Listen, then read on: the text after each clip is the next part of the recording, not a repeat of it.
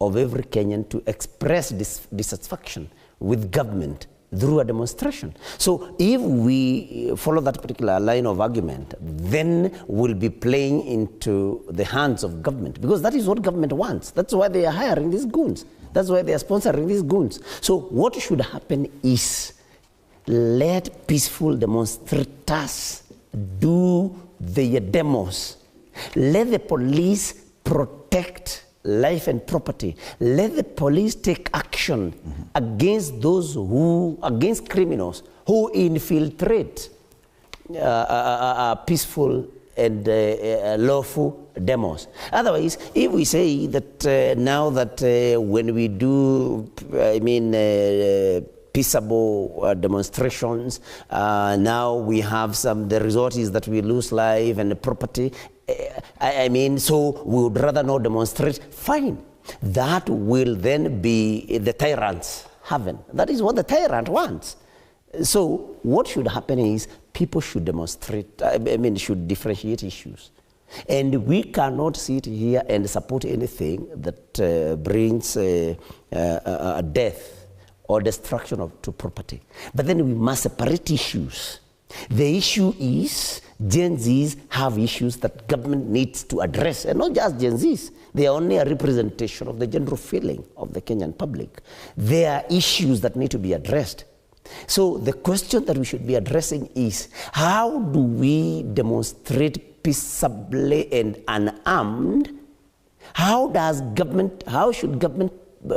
government prevent those that are doing their their lawful and rightful demonstration from infiltration by criminals? Because the bottom line, Fred, is that the police are not doing what they are supposed to do. They are leaving criminals to infiltrate and carry out their criminal activities.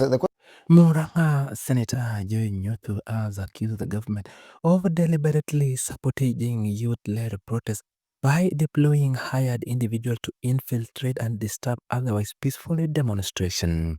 He claimed that these actions are part of the wider strategy to discredit the Gen Z movement, which has gained national momentum in the recent weeks.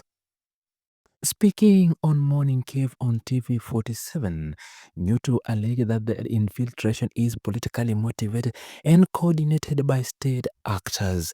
He criticized law enforcement agencies for turning a blind eye to these violence disruptors while using excessive force against unarmed protesters. Senator Nyutu raised alarm over the rising number of protest-led deaths, blaming security officers for using live ammunition on civilians. He said the government's selective application of law has created a situation where actual perpetrators of violence go unpunished, while peaceful demonstrators bear the brunt of the state repression.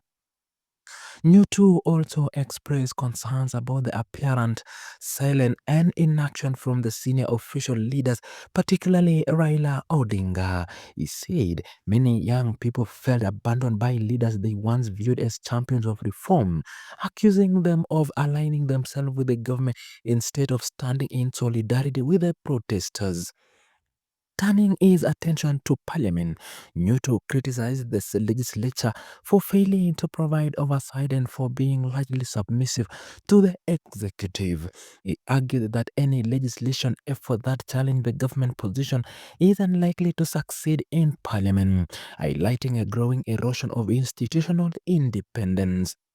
Despite the rising tension, Nyutu called for peaceful protests and urged law enforcement officers to uphold professionalism and restraint in handling demonstrators. He emphasized that the youth are fighting for their rights and deserve to be heard, not to be silent. People who have been given orders even to shoot. You saw that police officer in Gong saying niko na ruhusa ya kukuua.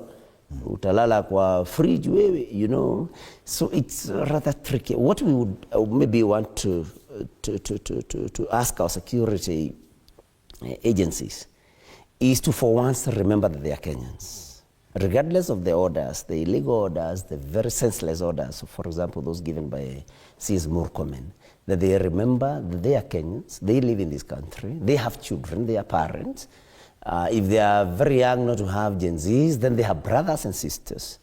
And so any action that they do on that day and going forward, anywhere in this country, that it should be informed by the fact that they are also Kenyans, they have children at home, they have brothers, they have sisters. And that we are all one in this particular struggle. Because they have pay slips, and they can see their pay slips have also been invaded and mutilated. And so just to ask them to appeal to their conscience, that they should not allow themselves to be the ones that will cause any death or any particular injury to any particular Kenyan. But I also want to call upon the youths that will be joining us in the send-off of Bonny to try to, as much as possible, to express themselves in a peaceable way, and they must not be armed. Anybody who will be found armed, of course, we will know that that is not part of the very peaceful youth that will be coming to send one of their own. And that will, of course, be taken as an enemy of peace and an enemy of Bonny and the family. And so I think it will end up well. I want to believe it will end up well. But we need to appeal to all the people that will appear there to do everything in a peaceable manner. Nobody must carry any weapon of any kind, all right, or any tool, anything.